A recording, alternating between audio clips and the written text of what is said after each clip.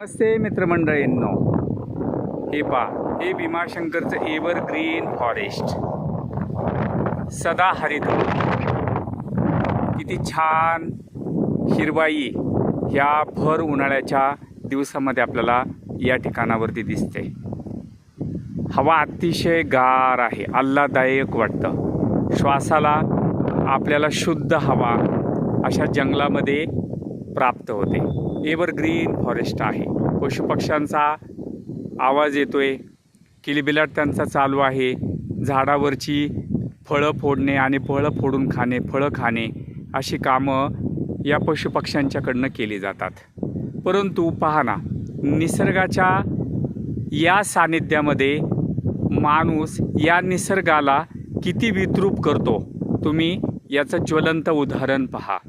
शहरांमध्ये, गावांमध्ये आपण केलेला जो कचरा आहे, हा कचरा आपण निसर्गाच्या सानिध्यात आणून टाकतो. बघा ना, सर्व प्राण्यांमध्ये निसर्गाचं सगळ्यात जास्त नुकसान कोण करतंय, हे आत्मपरीक्षण करण्याची वेळ ही मानवाला आलेली आहे. या पशुपक्ष्यांचा काय दोष हो? या पशुपक्ष्यांचा काहीही दोष नाही. ते नाही अशा प्रकारे प्रदूषण फैलावत.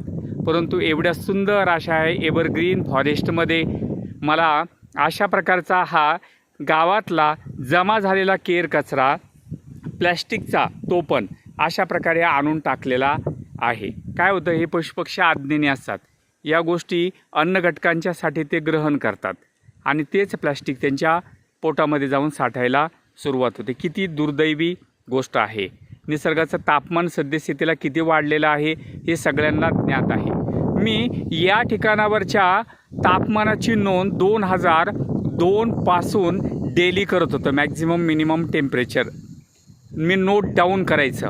मी सहज 2002च्या कालावधीतली माझी डायरी मी ज्यावेळेला ऑब्झर्व केली, त्यावेळेला माझ्या असं लक्षात आलं की या परिसरातलं तापमान कितीही मे महिन्यातला कडक उन्हाळा असल्याच्या नंतर 36-35 अंश सेल्सिअसच्या पुढे कधी जात नव्हतं. कधीतरी ते 36 अंश सेल्सिअस व्हायचं. परंतु आपण पाहतो सद्यस्थितीला किती उन्हाळा हा भयावह वाढत चाललेला आहे. कधी होणार माणूस जागरूक? माझ्या चॅनलला लाईक करा, सबस्क्राईब करा. धन्यवाद.